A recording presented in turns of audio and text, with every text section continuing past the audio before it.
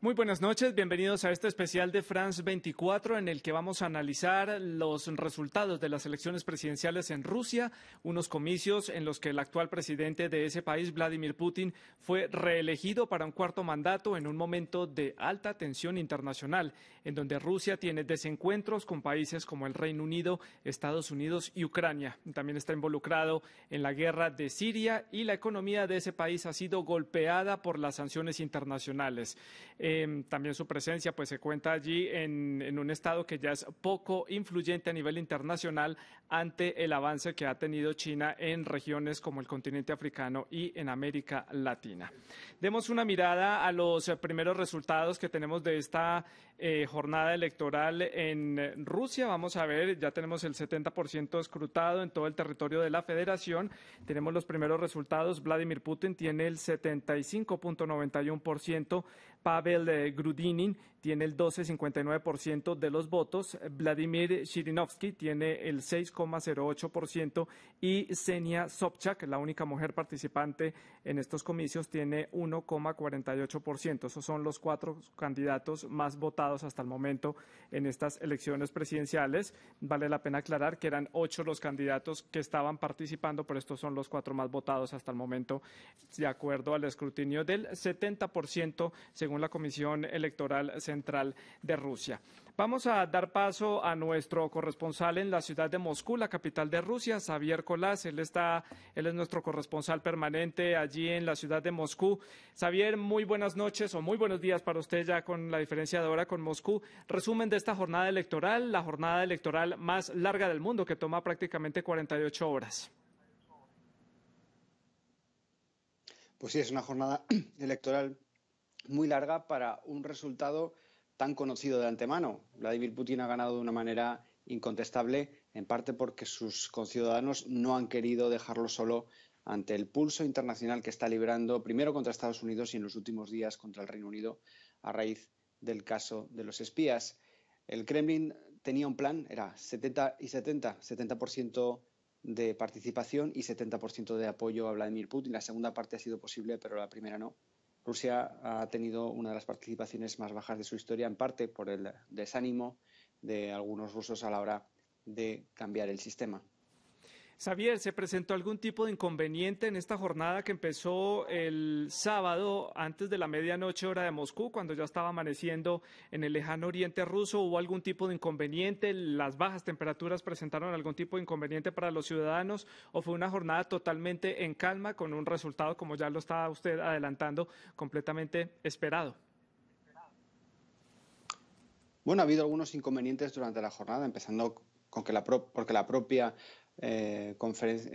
Comisión Electoral Central ha denunciado un ataque informático en su página web y también porque Ucrania no ha permitido a muchos rusos que residen en ese país poder acercarse a las embajadas y a los consulados, a las delegaciones diplomáticas para poder ejercer su derecho a voto. Pero más allá de esas dos cosas, lo principal, por encima del buen o mal tiempo que ha podido hacer, que es algo sobre lo que los rusos ya están acostumbrados, han sido las denuncias de irregularidades en el proceso de votación. Desde primera hora de la mañana han aparecido en las redes sociales, en Internet, vídeos de personas rellenando urnas con puñados de papeletas presuntamente dedicadas, marcadas con el nombre de Vladimir Putin. El opositor Alexei Navalny ha denunciado durante los últimos días y también hoy que sus observadores estaban recibiendo muchísimas presiones para poder, a la hora de poder llevar a cabo su tarea de vigilar por la limpieza de estos comicios. Se han presentado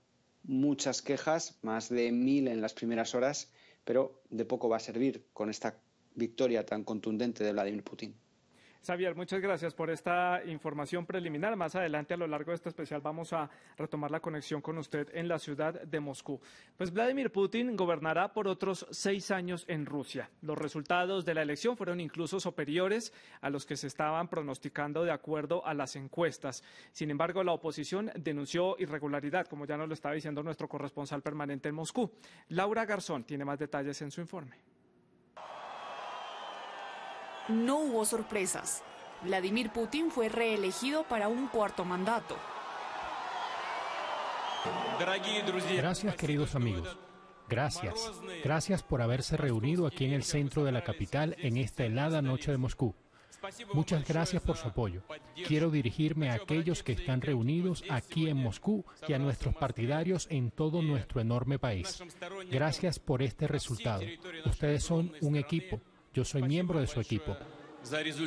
Luego de una jornada de elecciones en las que 110 millones de rusos estaban llamados a votar, en Moscú todo estaba preparado para la noche de festejo. Pese a los 12 grados bajo cero que se registraban al final de la jornada electoral en la plaza de Maniesk, miles de personas celebraron la victoria de Putin. Sin embargo, algunos no compartían este sentimiento. No vine aquí por mi propia elección.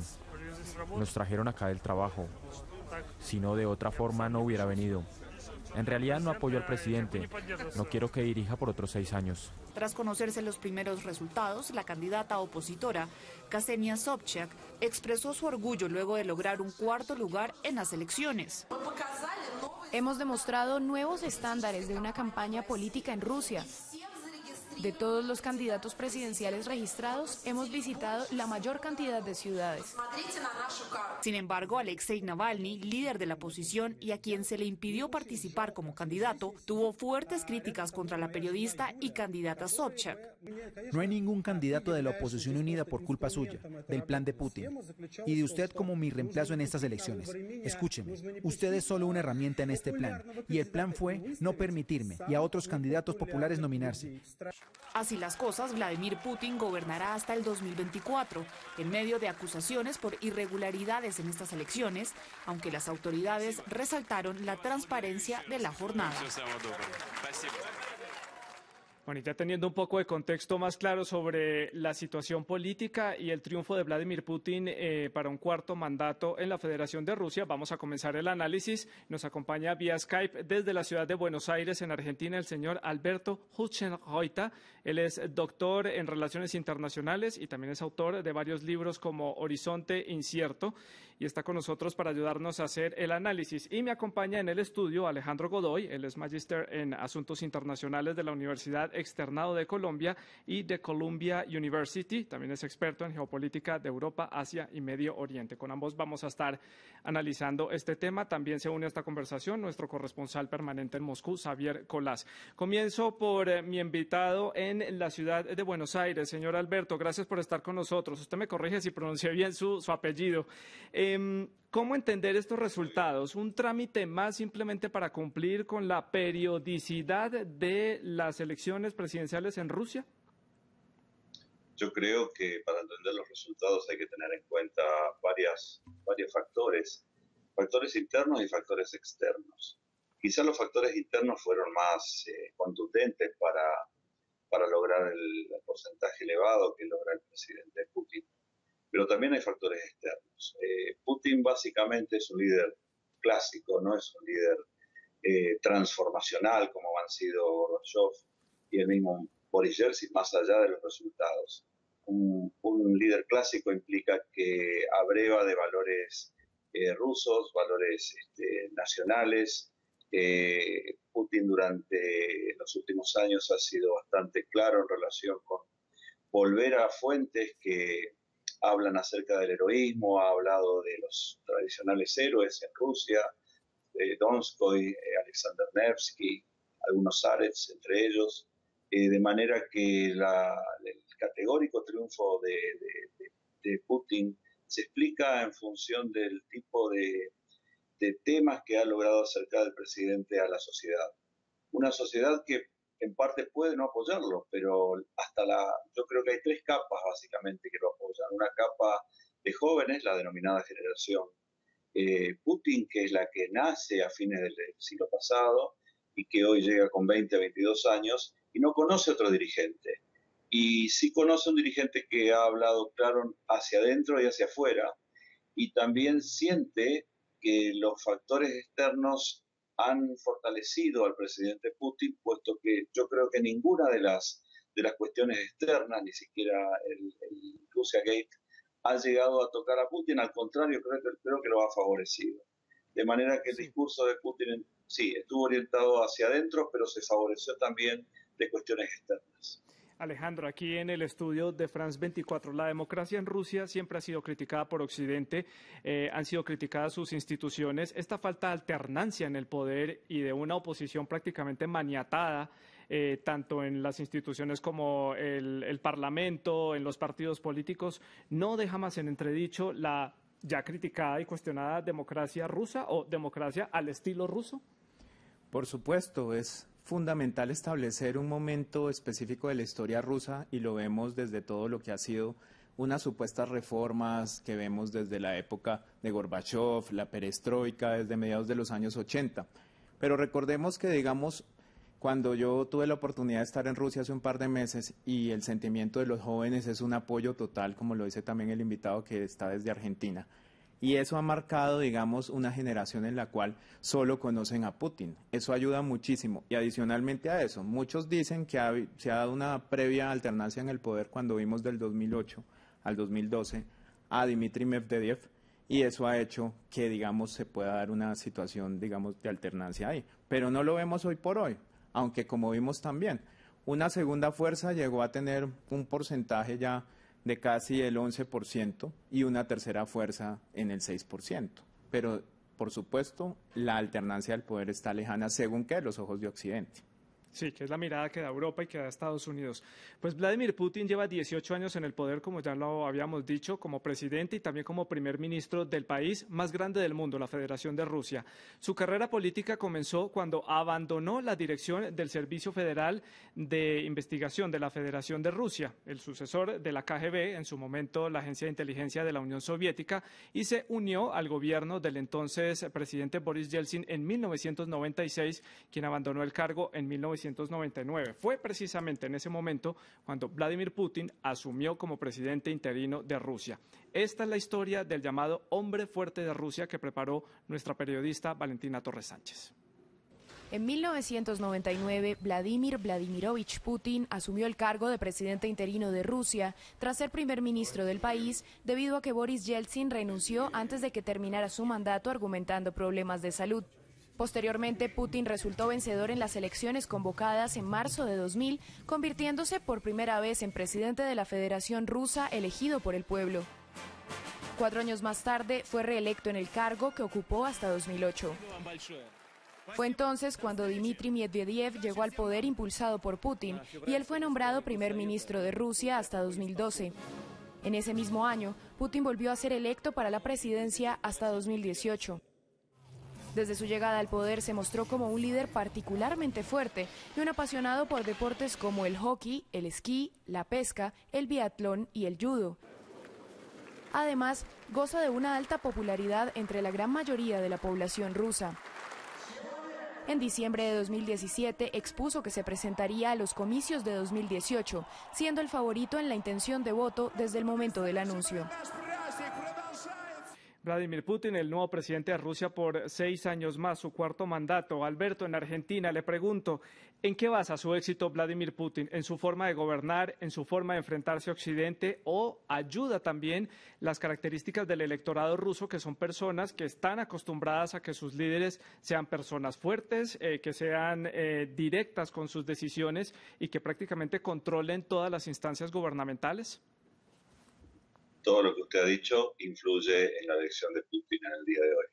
Yo le atribuyo una importancia bastante significativa a las cuestiones externas, porque Putin ha construido poder en Rusia y hoy es un país, Rusia, que proyecta poder. Si comparamos la Rusia de 2018 con la Rusia de la década del 90, una década catástrofe para Rusia, sin duda que Rusia ha construido poder. Y repito, las cuestiones relativas con Ucrania, con Siria, el Russia Gate, las cuestiones relativas incluso con lo último que está pasando con el Reino Unido, lo han fortalecido. Eso hacia afuera. Y hacia adentro diría que las cuestiones relativas con las características de un líder clásico, esto implica básicamente nacionalismo, heroísmo, los buenos resultados que tuvo Rusia en la fase económica, particularmente hasta el 2010 aproximadamente, acompañado por los buenos precios de las materias primas, y si a ello también sumamos otras cuestiones, particularmente la que tuvo como conflicto con Ucrania y la anexión o reincorporación de Crimea, depende de dónde se lo mire. Bueno, allí uno tiene bastantes fuentes como para entender por qué este líder se ha consolidado en el poder. Xavier, en Moscú, si bien el resultado que ha tenido hasta el momento, teniendo el 70% escrutado, Vladimir Putin tiene 75.91% de los votos, es muy alto, incluso es mayor al obtenido en las elecciones anteriores, pero también la abstención sigue siendo muy alta entre los rusos. ¿Siguen todavía los ciudadanos de Rusia no tan familiarizados con estos procesos democráticos? Recordemos que todavía hay un grueso de la población que viene de la herencia comunista que tuvo la Unión Soviética y tal vez no están muy acostumbrados o habituados a este tipo de procesos electorales, pese a que ya han pasado tantos años. ¿Cómo entender esa abstención y cuál es la percepción que usted notó en las calles de Moscú días previos a las elecciones presidenciales? ¿Cómo era el ambiente de los ciudadanos? Bueno, hay que tener en cuenta que Vladimir Putin llega al poder en las últimas horas del año 1999. Entre el 90 y el 99 los rusos estuvieron demasiado preocupados en sobrevivir en el día a día como para forjar una sociedad civil importante. A partir del año 2000, Vladimir Putin ha remodelado la presidencia rusa, el modo de ejercer el poder, y los rusos prácticamente no conocen otra cosa. El desafío de Vladimir Putin a partir de ahora es pasar a ser lo contrario de lo que ha venido siendo en los últimos años. Se ha venido presentando como una alternativa al caos de los 90 o al caos de lo que podía ocurrir si Vladimir Putin desapareciese, que es algo que temían muchos rusos. Sin embargo, como ya no puede volver a presentarse porque la Constitución no se lo permite en el año 2024, ahora tiene que usar este inmejorable resultado, que es verdad que es el más alto que ha recibido jamás, como apuntabais. Precisamente tiene que usar esa legitimidad para eso, para pilotar una sucesión muy difícil de llevar a cabo, incluso muy difícil de imaginar, tanto para él como, desde luego, para muchísimos rusos con los que he ido hablando estos días. Y bueno, todos saben que Putin es un ser humano que no va a estar allí para siempre, como si fuese un edificio, pero ninguno es capaz de explicar qué es lo que va a ocurrir cuando Putin ya no esté. Al margen de eso, en lo que es el corto plazo, los rusos están sobre todo preocupados porque mejore la situación económica que en los últimos años se ha resentido, y hoy el ambiente era bastante animado en los centros de votación. El Kremlin ha puesto en marcha, aunque no ha conseguido incentivar tanto la participación como ellos querían, pero ha puesto en marcha actividades culturales, sorteos en los centros de votación, y se veía un ambiente más animado, desde luego, a pesar del frío, que en las pasadas elecciones legislativas, las de 2016, donde en ciudades grandes como Moscú y San Petersburgo hubo una apatía generalizada y unos datos de participación prácticamente ridículos. Alejandro, en el estudio, ya lo decía Xavier, en Moscú, un edificio muy bien cimentado, es un edificio construcción soviética sólida, que ha forjado su mandato en el nacionalismo prácticamente, en recuperar ese orgullo nacional que habían perdido los rusos después de la caída de la Unión Soviética y la crisis económica que sumió al país después. ¿Eso no puede traer consecuencias a mediano plazo para el periodo que se viene ahora de 6 años para Putin? Eso es interesante porque en sus medidas de campaña, ¿qué prometió Putin? Putin prometió una subida muy interesante de la edad de jubilación, en el sentido, digamos, que también es necesario todo el tema de una expectativa de vida mayor. Prometió sacar a 30 millones de la pobreza, que eso es un número inmenso. Prometió de igual manera también subir la expectativa de vida para el año 2024 en cerca de 78 años y para el 2030 en cerca de 80.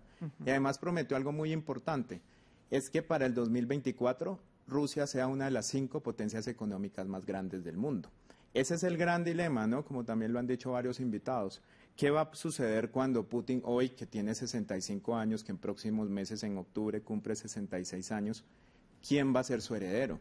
O si va a seguir cambiando la Constitución, o si va a dar los pasos también como lo hizo ya China con Xi Jinping, de reelegirse ya vitaliciamente, como vimos.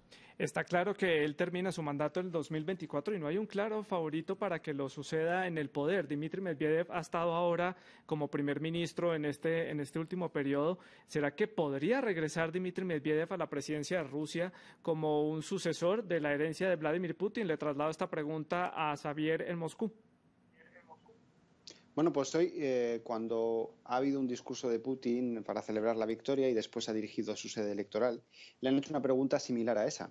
Le han dicho que, bueno, ya que no puede repetir como candidato presidencial en el año 2024, si podríamos ver otro enroque similar, es decir, Dmitry Medvedev o cualquier otra persona presidente y él como primer ministro. Ha dicho que le parecía gracioso que le estuviesen preguntando eso, con lo cual todos hemos interpretado que no tenían sus planes y además se ha dirigido a la gente y les ha dicho, bueno, pero ¿qué esperáis de mí? Que esté 100 años al frente del poder.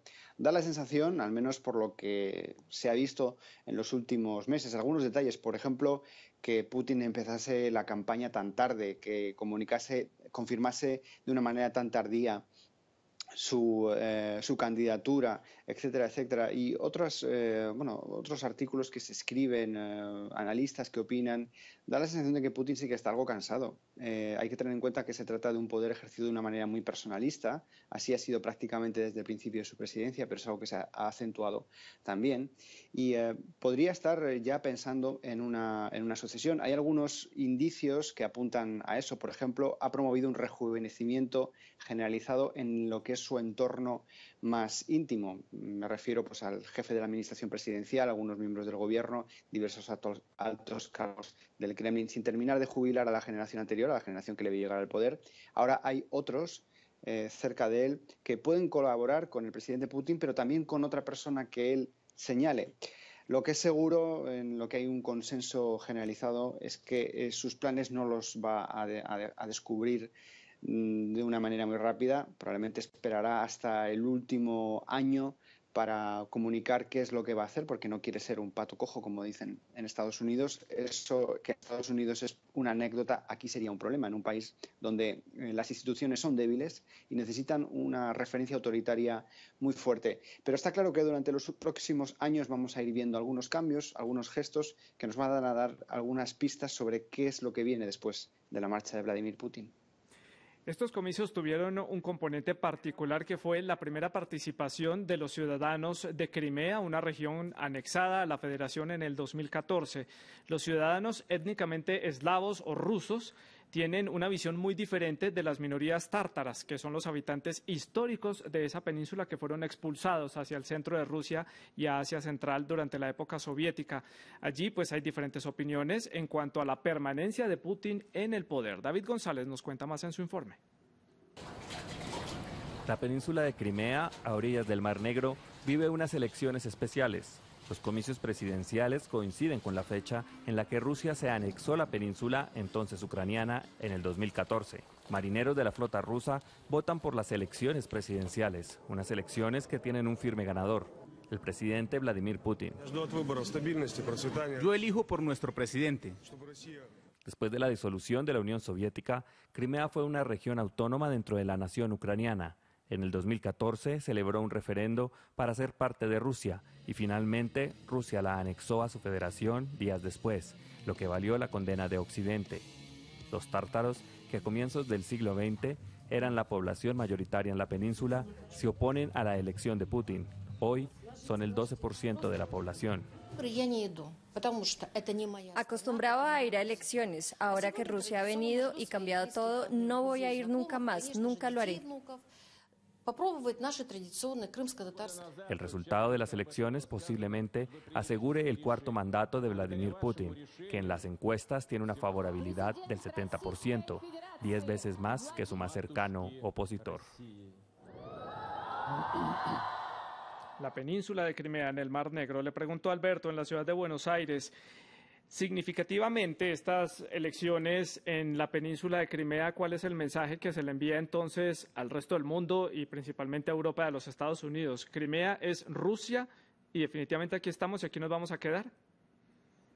El resultado que se le envía al mundo es un resultado de afirmación de los intereses nacionales de Rusia en un contexto para Rusia preocupante, puesto que la Alianza Atlántica se ha acercado a las líneas geopolíticas de Rusia y Rusia ha reaccionado antes en Georgia y ha reaccionado con más contundencia en Ucrania, anexando o reincorporando la península de Crimea. Por eso yo pongo el acento en el factor externo también como un factor que ha ayudado significativamente a que Putin tenga una contundencia en materia de votos como la que tuvo hoy, puesto que la Alianza Atlántica ha realizado para mí una geopolítica muy inconveniente, acercándose a líneas rojas tradicionales para la seguridad de Rusia. Rusia siempre temió un asedio por parte de las potencias marítimas y hoy, en el siglo XXI, tenemos una repetición del avance de potencias hacia las fronteras de Rusia. Para mí fue muy importante el hecho de que geopolíticamente Rusia reacciona ante la OTAN y tiene una reacción de fuerza en un momento en que en el mundo no hay régimen internacional y están devaluado el multilateralismo. De manera que sí, mi respuesta afirmativa fue importante en la votación de hoy. Alberto, y le pregunto, no tenemos bola de cristal para saber qué va a pasar en los siguientes 6 años de este mandato, de este cuarto mandato de Vladimir Putin, pero el mensaje para la comunidad internacional puede ser no muy positivo, que él que se mantenga otra vez en el poder. Son entonces 6 años más de tensiones con Europa, con el Reino Unido, con Estados Unidos, 6 años más de tensión con Ucrania, con presión sobre la región del Donbass, 6 años más de conflicto en Siria también, donde ellos están involucrados. El mensaje no es muy positivo para la comunidad internacional. Esto puede traer también consecuencias para diferentes aspectos a nivel económico y político, bueno, geopolítico en general. Sí, yo que en primer lugar quiero decir algo que para completar lo que muy bien dijeron los invitados. Putin puede terminar exitosamente o no este próximo periodo y yo creo que aquí radica la verdadera victoria de Putin, en que transforme la economía o la estructura productiva de Rusia a través de la modernización de Rusia, es decir, hacer a Rusia menos dependiente de sus materias primas, dejar de que Rusia sea un proveedor de materias primas. Esto va a ser fundamental y hasta puede llegar, y aquí haría alguna prognosis un poco atrevida, a que se debata, si tiene éxito Putin, la cuestión de la durabilidad de otro cargo, y a eso me refiero. Y es preocupante puesto que, como segundo punto, las relaciones entre Occidente y Rusia son tensas. Tanto en Occidente como en Rusia manejan distintos teatros de conflicto o de querellas militares en la zona del Báltico, en la zona del Mar Negro, en el este de Ucrania e incluso en Siria. Pero desde mi punto de vista, la primera sangre estratégica no la ha arrojado Rusia, sino que la ha arrojado Occidente cuando decide expandir la OTAN, no al este de Europa, sino al este del este de Europa, llegando, repito, a las líneas geopolíticas de Rusia y creando una nueva sensación de asedio. Repito, en un momento en que el mundo pasa por una singularidad, de hecho, más bien hacia abajo, puesto que el multilateralismo está en baja, la diplomacia está en baja, la cuestión del gasto militar está en alta y por lo tanto cuando pasa esto los países miran hacia adentro, practican la introspección estratégica, diría yo, y esto se ve prácticamente en todos los países, en Rusia particularmente, pero también en Estados Unidos, en China, etcétera. De manera que este es un dato que me parece importante resaltar. Alberto, interesante punto y usted toca uno de los temas que teníamos aquí en la agenda para analizar y es el tema económico, porque las sanciones internacionales, la caída de los precios del crudo y de las materias primas y el atraso, como ya usted bien lo mencionaba, de la economía, en muchos aspectos ha llevado a una baja considerable de la calidad de vida de los rusos, también del poder adquisitivo y del crecimiento económico de una de las potencias mundiales. Uno de los retos que tiene sin duda alguna el presidente Vladimir Putin es, como ya lo decía nuestro analista, modernizar ese modelo económico. ¿6 años serán suficientes? Veámoslo en el siguiente informe. Moshaizk es una pequeña ciudad en gran parte agrícola a solo 70 kilómetros de la capital, Moscú. A sus habitantes les preocupa el estado de la economía. Una promesa de campaña del presidente Vladimir Putin es modernizar el modelo económico, pero ven pocas esperanzas de que mejore en su día a día. Sería bueno si hubiera más trabajo, porque las empresas están sufriendo, las granjas están cerrando, la gente no tiene dónde trabajar. La corrupción ha empeorado. Los tribunales, los fiscales, todo es corrupto. El poder se ha fusionado con el inframundo criminal y Putin lo sabe. Es necesario cambiar al presidente. Cambiar al presidente es una tarea difícil, a falta de una oposición real. Y aunque la economía rusa creció 2,7% en 2017, el nivel de vida se deterioró durante el tercer mandato de Vladimir Putin como presidente. Los precios más bajos del petróleo significaron menos rublos para los gigantes energéticos de Rusia y las sanciones internacionales por la anexión de Crimea surgen efecto. El Banco Mundial dice que la tasa de pobreza del país fue del 13,5% en 2016, una cifra más alta en comparación del 10,7% en 2012. Putin dice que quiere sacar a más rusos de la pobreza, una promesa que hizo antes. La reforma pensional, por ejemplo, también es un tema candente a la hora de las elecciones, pero rara vez se materializa con un cambio concreto después de la votación. La pregunta para el Kremlin es si puede modernizar la economía de Rusia para proporcionar más fondos a servicios públicos esenciales como la atención médica o la educación. Alejandro, en el estudio, 18 años en el poder y la economía rusa no se ha modernizado tan rápido como ellos pensaban y pierde terreno ante otros países como por ejemplo China, que ha ganado mucho terreno en África, donde tiene grandes inversiones, apoya más o menos la modernización de las infraestructuras en los diferentes países africanos y donde Rusia no está tan presente como lo estuvo en algún momento. 6 años pueden ser suficientes para por lo menos sembrar la semilla de la modernización, pero les está tomando mucho tiempo a los rusos. Por supuesto, ¿por qué? Porque Rusia entró a la Organización Mundial del Comercio en el año 2012, es decir, era una promesa del gobierno anterior de Vladimir Putin ayudar a la modernización de todo el tema estatal. Ahí tenemos un gran reto también, que es todo el tema que sabemos de la economía subterránea rusa por medio de las mafias. De igual manera también, ¿qué sucede? El PIB per cápita de los rusos está hoy alrededor de los $9.000, todavía sigue siendo bastante bajo. Y adicionalmente a eso vemos algo. En Rusia, el 100% del presupuesto anual, elevado porcentaje del mismo, el 70%, solamente va para Moscú y para San Petersburgo. El otro 30% va para el resto de la Federación Rusa, que todavía presenta un gran atraso en todo lo que es las obras de infraestructura, salud, educación y demás. Sobre todo el oriente del país, que es un mundo completamente diferente a la Rusia europea, que es mucho más avanzada y desarrollada. El oriente está muy rezagado en ese sentido. A años luz, totalmente. Sí. Y ese es el gran reto que vemos ahí. Ojalá se siembren las semillas, veremos qué pasa. Y Alberto, en Buenos Aires, ¿está Rusia, con estos 18 años de mandato de Vladimir Putin, alternado con Dmitry Medvedev, perdiendo el liderazgo internacional? Vemos que China ha ganado muchísimo terreno, como ya lo decíamos, en África e incluso en América Latina, en donde Rusia cada vez tiene menos protagonismo. Bueno, yo creo que hay una afirmación de intereses nacionales por parte de Rusia, y yo creo que Rusia ha construido poder. Algunos en Occidente sostienen que es un país, peyorativamente lo dicen, ¿no?, un país fósil como consecuencia de que sostiene su economía sobre la base del gas, los metales y el petróleo. Y también dice que ha ganado pequeñas guerras, refiriéndose a Georgia. Pero Rusia ha construido poder más allá de sus fronteras cercanas o próximas.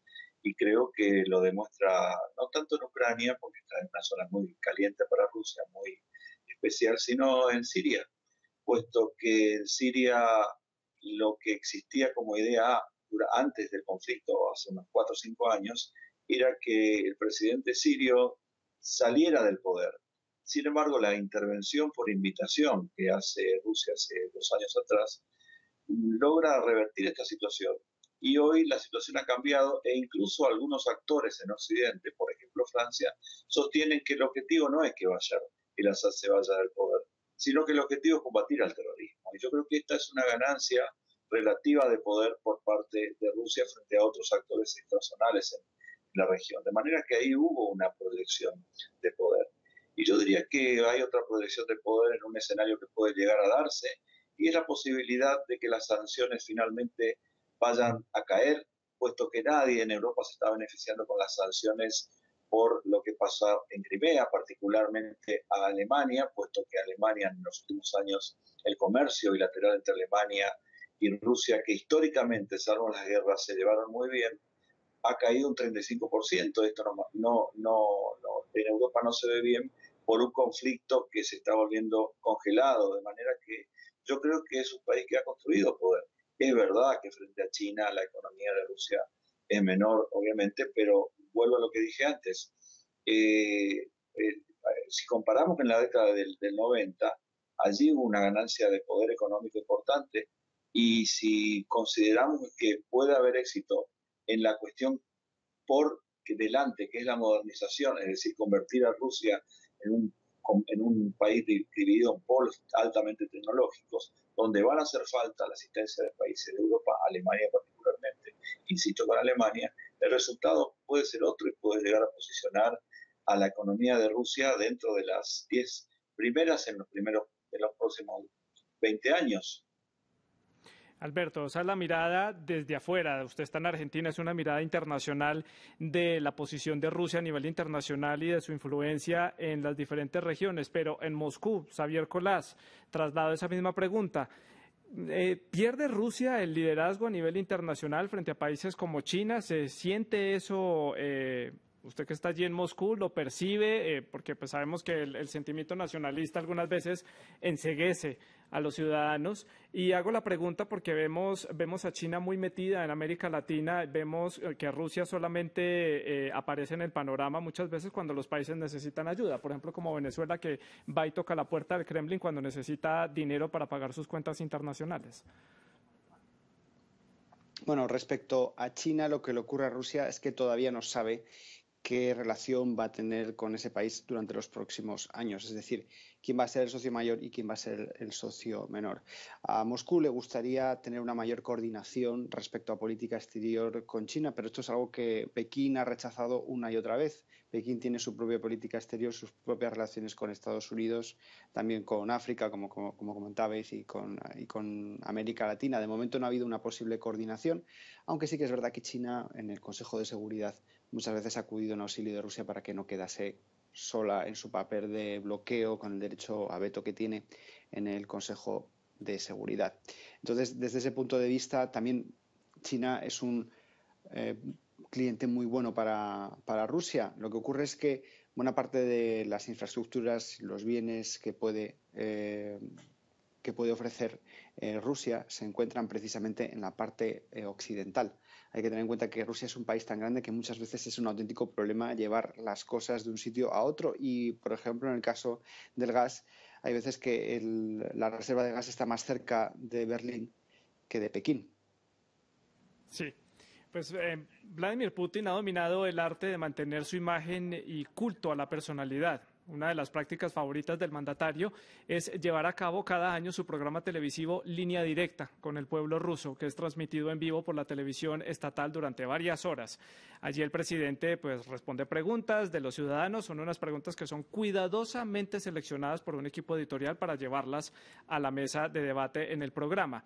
En una Rusia donde la corrupción es desenfrenada, el desempleo es muy alto, ya lo veíamos, casi 20 millones de personas viven en la pobreza.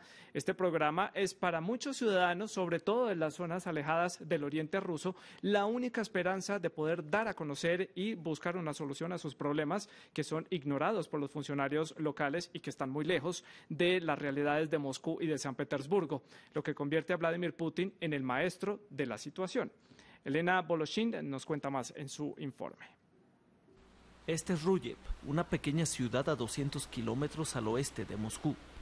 El año pasado, las personas que vivían en este edificio trataron de comunicarse con el presidente Putin durante su transmisión televisiva de Línea Directa.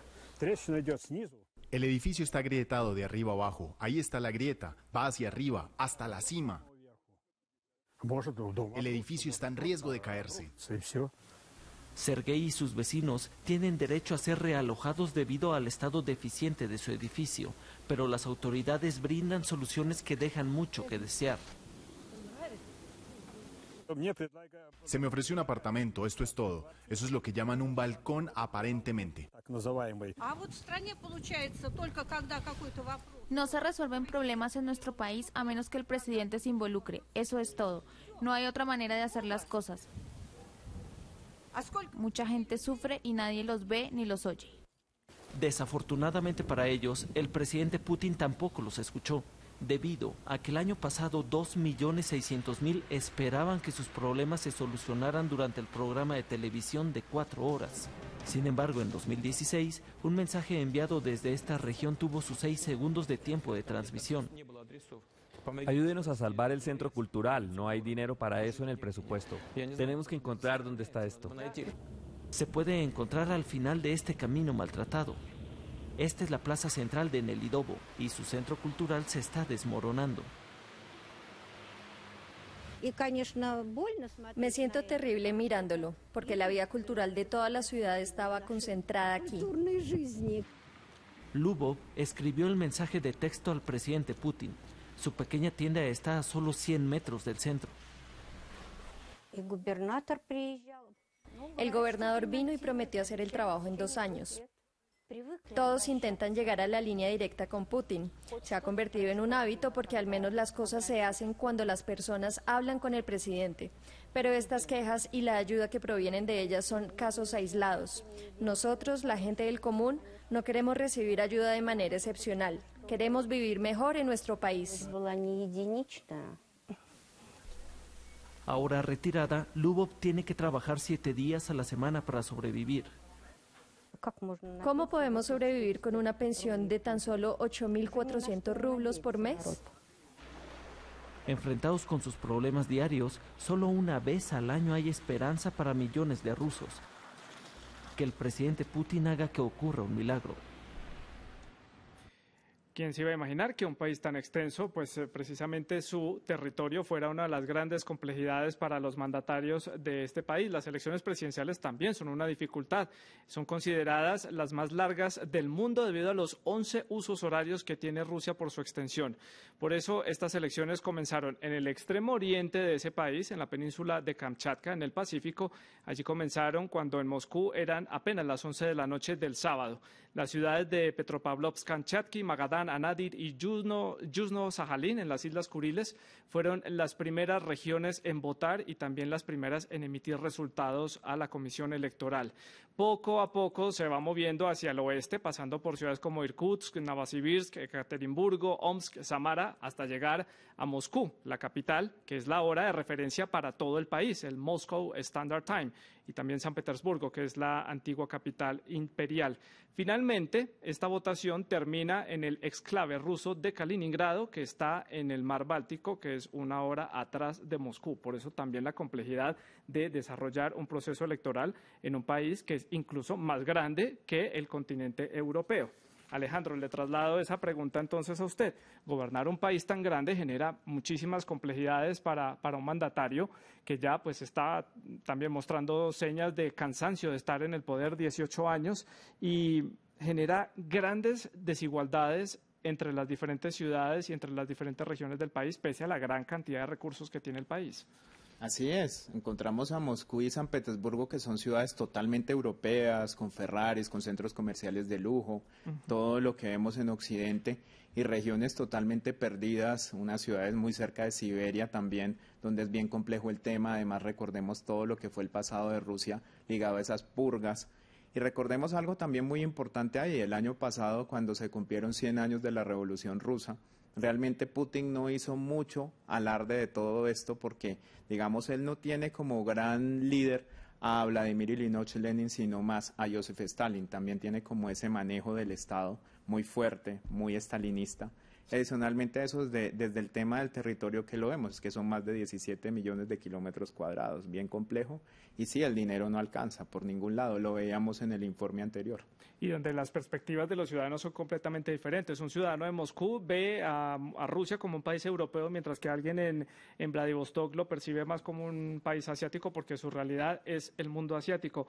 Dejando de lado este paréntesis que hicimos de contexto, retomo el análisis con Alberto en la ciudad de Buenos Buenos Aires. Alberto, ¿cómo ve usted para los próximos años la relación entre Rusia y América Latina?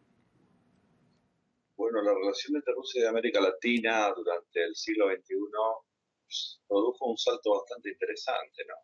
Pasó de aproximadamente 3.000 millones de dólares allí por 2001-2002 a aproximadamente 18.000 millones de dólares en la actualidad. Claro que si la comparamos con la relación que tiene América Latina con China, el número es prácticamente insignificante. Pero de todas maneras ha crecido la relación, particularmente con países como Brasil. Brasil quizás es el actor que más sostiene la relación bilateral. La relación con Argentina, por ejemplo, es una relación bastante curiosa, porque si bien con Argentina la relación diplomática tiene más de 120 años, el intercambio comercial no refleja ese tiempo, puesto que en 2017 cerró con un intercambio comercial que no supera los 900 millones de dólares, de manera que es un número bajo. Y este número bajo también se explica, ¿no es cierto?, en función de la geografía, la aparición de nuevos productores en Europa Central, etcétera, etcétera.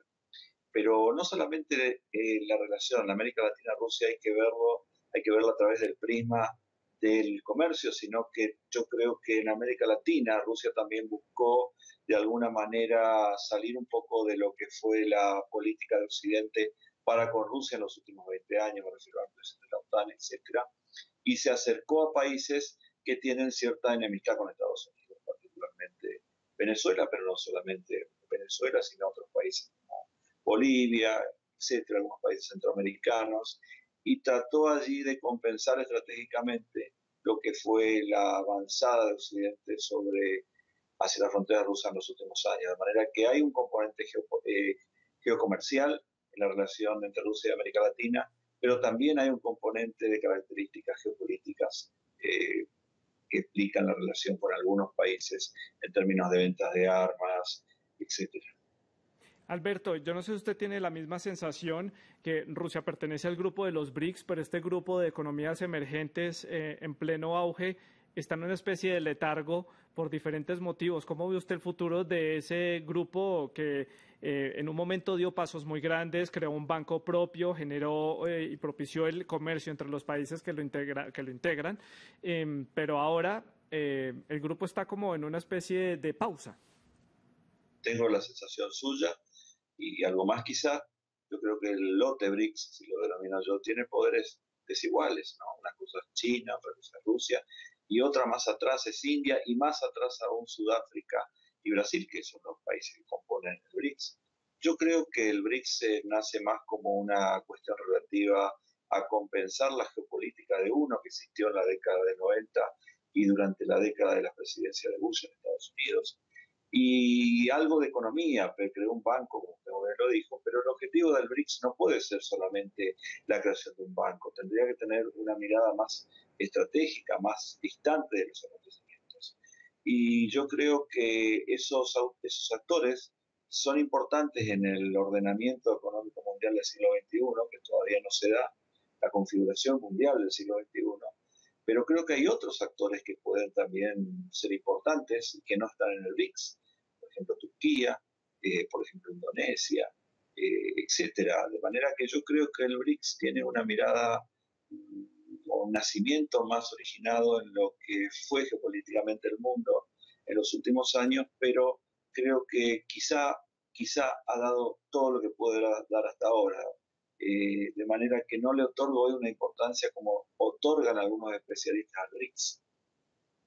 Xavier, Alberto y Alejandro, pues otra de las particularidades que tuvo esta elección fue Ksenia Sobchak. Fue la única mujer candidata a la presidencia de Rusia, también la más joven. Esta estrella de la televisión rusa ha revolucionado este país con su imagen y con sus posturas radicales en su campaña electoral. Ella se ve a sí misma como una candidata que protesta contra el sistema que está instaurado en la Federación y deja ver claramente la falta del pluralismo en la Federación de Rusia. Santiago Aristía nos cuenta más en su reportaje. La Ksenia Sobchak de hoy, que dice que Vladimir Putin ha estado en el poder por demasiado tiempo y que es hora de que se haga a un lado, está a años luz de la Ksenia de ayer, que hacía videos de rap y jugaba a ser la chica rica y despreocupada en los avisos de productos de lujo. El otoño pasado anunció que entraba en la carrera presidencial. Mi nombre es Ksenia Sobchak, tengo 36 años. Muchos rusos la vieron como una candidata ficticia, una marioneta del Kremlin para agregar un poco de picante a una elección que parecía decidida por adelantado. Sé que no es verdad, eso es todo lo que tengo que decir al respecto. Gracias.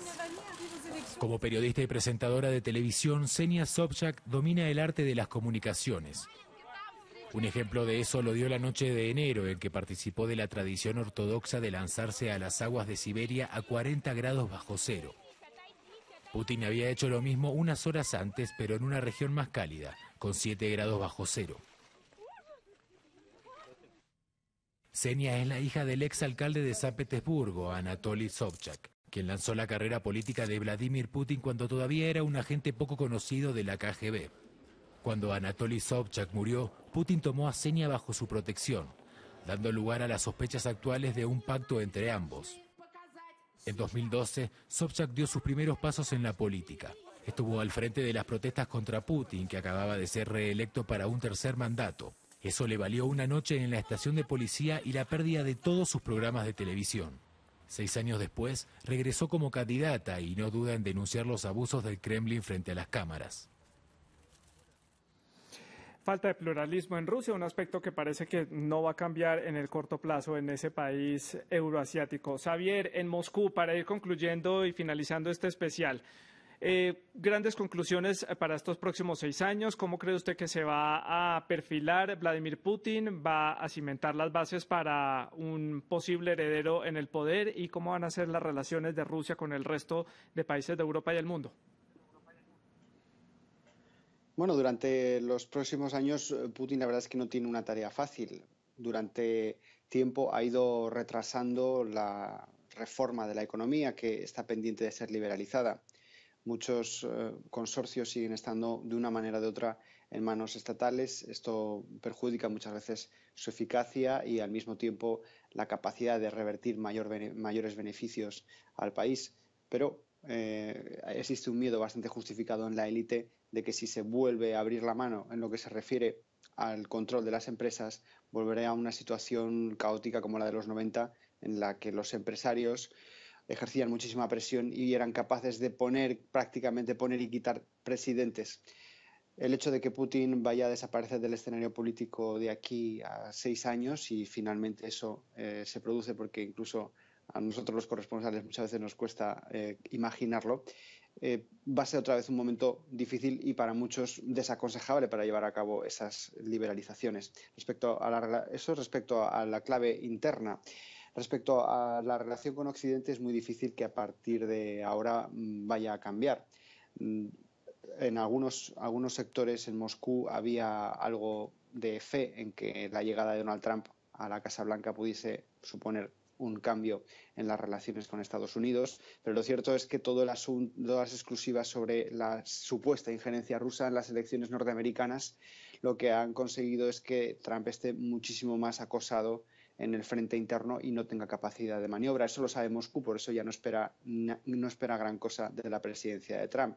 Respecto a la Unión Europea, Rusia está esperando mayores señales de debilidad porque prefiere relacionarse país a país mejor que con una entidad política que considera que es una avanzadilla de Estados Unidos en su patio trasero, que es Europa. Sí, Xavier Colás, nuestro corresponsal permanente en Moscú, la capital de Rusia. Gracias por haber estado con nosotros en este especial sobre los resultados de las elecciones de Rusia. Me voy con mi invitado en el estudio, Alejandro Godoy. Alejandro, conclusiones de estas elecciones, conclusiones de este cuarto mandato que comienza para el presidente Vladimir Putin y lo que se puede decir de su relación con América Latina, con el resto del mundo y con los cambios que pueda haber al interior de Rusia.